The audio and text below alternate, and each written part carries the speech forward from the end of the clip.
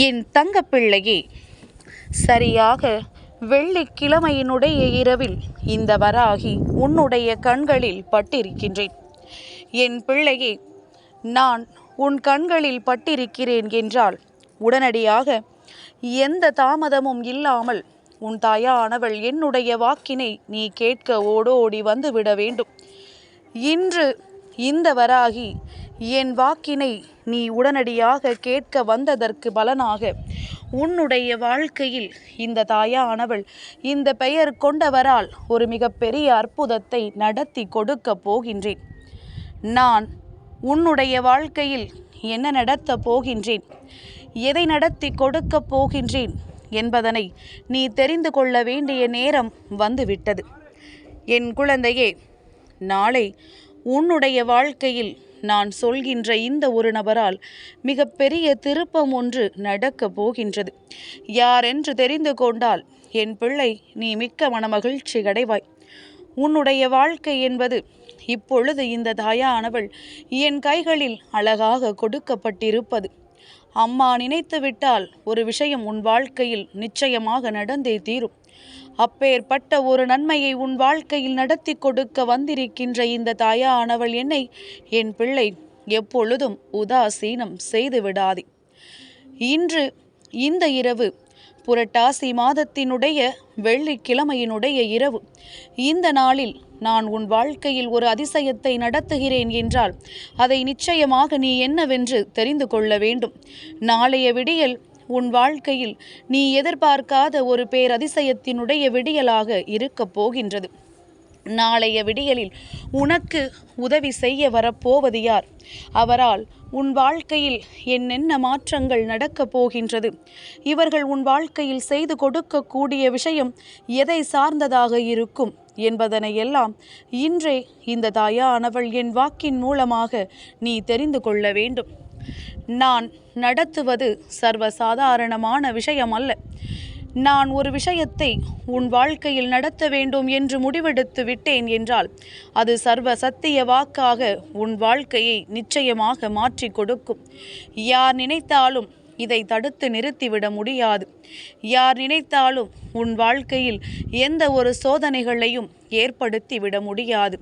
வராகியின் அன்பினை கொண்ட பிள்ளைகளின் வாழ்க்கையில் என்றென்றும் தேவையில்லாத விஷயங்கள் நடக்காது. ஒருவேளை அப்படி ஒரு விஷயம் உன் வாழ்க்கையில் நடக்கிறது என்றால் கூட அது நிச்சயமாக உன்னுடைய மனது சார்ந்த விஷயமாகத்தான் இருக்கும். தேயவர்களுக்கும் கெட்ட எண்ணங்கள் கொண்டவர்களுக்கும் நீ கொடுக்கின்ற இடம் அவர்கள் உன் வாழ்க்கையில் வருவதற்கான அத்தனை சூழ்நிலைகளையும் உருவாக்கி கொடுத்துவிடும் என்பதனை என் பிள்ளை நீ மறந்து விடாதே. நாளைய விடியல் உனக்கு மனதில் இருக்கின்ற ஒரு மிகப்பெரிய குழப்பத்திற்கு விடை தரக்கூடிய விடியல். உனக்கான விடிவு காலம் பிறக்கக்கூடிய விடியல். ஏற்கனவே அம்மா ஒரு பதிவில் உனக்கு சொல்லி இருக்கின்றேன், நான் இந்த தேதியில் உன் இல்லத்தில் என்ன இருக்க வேண்டும் என்று. அதை மீண்டும் உனக்கு இன்று நான் நினைவுபடுத்த விரும்புகின்றேன். என் பிள்ளையே, நாளைய தினமானது ஏகாதசியினுடைய விடியல். அதாவது புரட்டாசி மாதத்தில் சனிக்கிழமையில் வருகின்ற ஏகாதசியினுடைய விடியல். இந்த நாள் உன் வாழ்க்கையில் உனக்கு கிடைத்திருப்பது நீ செய்த அதிர்ஷ்டத்தின் காரணமாக. எல்லோருக்கும் இந்த நாள் மனதில் பதிந்து விடாது. ஆனால் உனக்கு நான் மீண்டும் மீண்டும் இந்த விஷயத்தை பதிய வைத்து கொண்டிருக்கின்றேன். எக்காரணம் கொண்டும் என் பிள்ளை இதிலிருந்து தவறிவிடக் கூடாது என்பதற்காக.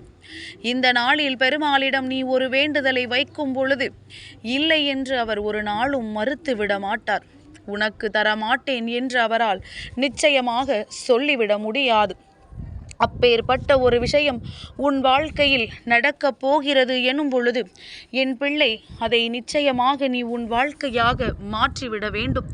இந்த வாழ்க்கை உனக்கு தருகின்ற எத்தனையோ துன்பங்கள், எத்தனையோ வேதனைகள் என்று இதிலிருந்தெல்லாம் மீண்டு வர முடியாமல் தவித்த என் பிள்ளைக்கு ஒரே நாளில் இவரிடத்திலிருந்து முடிவு கிடைக்கும் என்றால் எக்காரணம் கொண்டும் அதை நீ தவிர்த்து விடக்கூடாது. இந்த சந்தர்ப்பங்களும் சூழ்நிலைகளும் நிச்சயமாக உன்னை வாழ வைக்கத்தான் வந்திருக்கின்றது. இந்த நேரத்தில் அவருக்கு நீ செய்ய வேண்டிய விஷயம், துளசி இலைகளை பறித்து நீ உன்னுடைய பூஜை அறையில் வைத்து தண்ணீரில் போட்டு ஏகாதசி முடிந்த மறுநாள் காலையில் அந்த நீரை நீ குடிக்கணும். உன்னுடைய இல்லத்தில் இருக்கின்ற அத்தனை பேருக்கும் குடிக்க கொடுக்க வேண்டும். அப்படி செய்யும் பொழுது அவரினுடைய அன்பும் அருளும் முழுமையாக கிடைத்தது என்பது மட்டுமல்ல, உனக்கு மனதிற்குள்ளே மிக பெரிய தெளிவு பிறக்கும். உன்னுடைய மனதிற்குள் இருக்கின்ற பல கேள்விகளுக்கு உனக்கு விடை கிடைக்கும். ஏதோ சோம்பேறித்தனமாக இருந்து கொண்டிருக்கின்ற உன்னுடைய மனதானது சட்டென்று ஒரு புத்துணர்ச்சி பெறும்.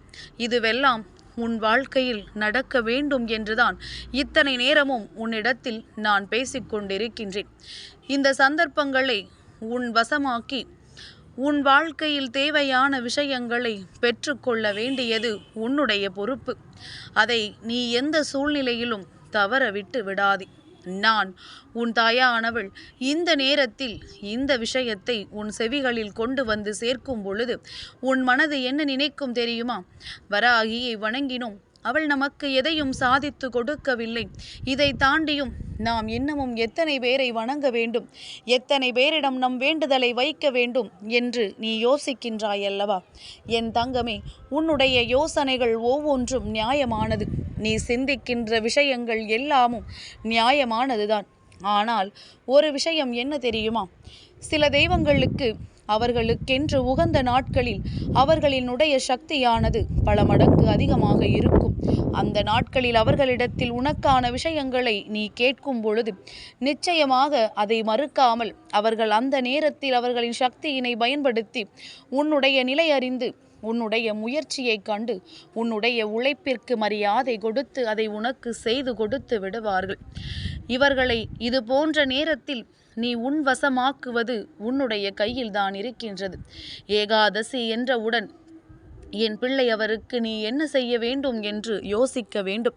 எப்படி பஞ்சமி திதி வந்தால் இந்த வராகி எனக்கு தீபம் ஏற்றுகின்றாயோ, அம்மாவை அந்த தீப ஒளியில் காண்கின்றாயோ, இந்த தாயானவள் எனக்கு பிடித்த நெய்வேத்தியங்களை எல்லாம் நீ படைக்கின்றாயோ, அதுபோல அவருக்கு உகந்த நாளில் துளசி இலையை உன் பூஜை அறையில் நீ கொண்டு வந்து சேர்த்து விட்டாலே போதும்.